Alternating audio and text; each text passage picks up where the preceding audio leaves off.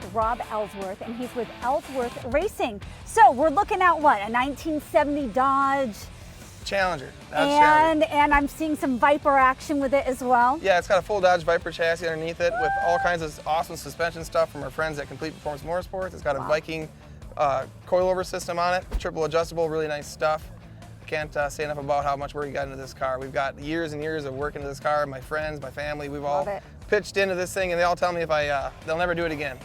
they want to file a claim against me for all the work I put into it. Well, let's see what's under the hood, shall we? Well, I guess we could. Yeah, let's look at it. Ayo.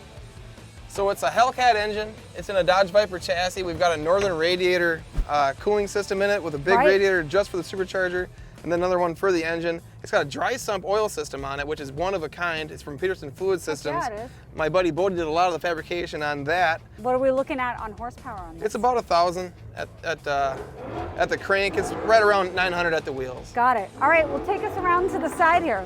So you got to tell me about your wiring kit that you have in here. All right, so we started with absolutely nothing on this car as far as wiring, because the car was stripped all the way down, sandblasted, and we came back up with it.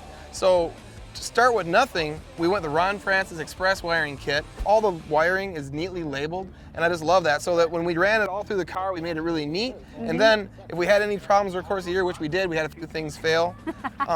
It was so great that we could easily rule out the wiring. All right, tell us more about this vehicle. We built our own carbon fiber under tray. Yeah, you did. It's got cooling vents for the rear end and the transmission. Yep.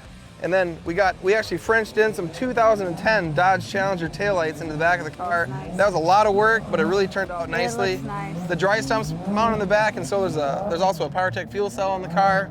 We had a battery fire a few months ago. Whoa! And it tore up the back of my car pretty bad. Yeah, it did. So we had to make a new trunk lid.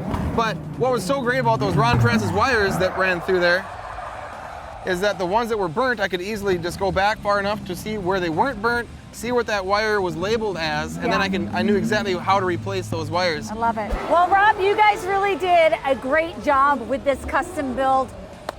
Congratulations on it. I'm super pumped that you guys are here, and enjoy the rest of SEMA 2023. Yeah, thanks for your time. Thanks for coming out, man. Yeah.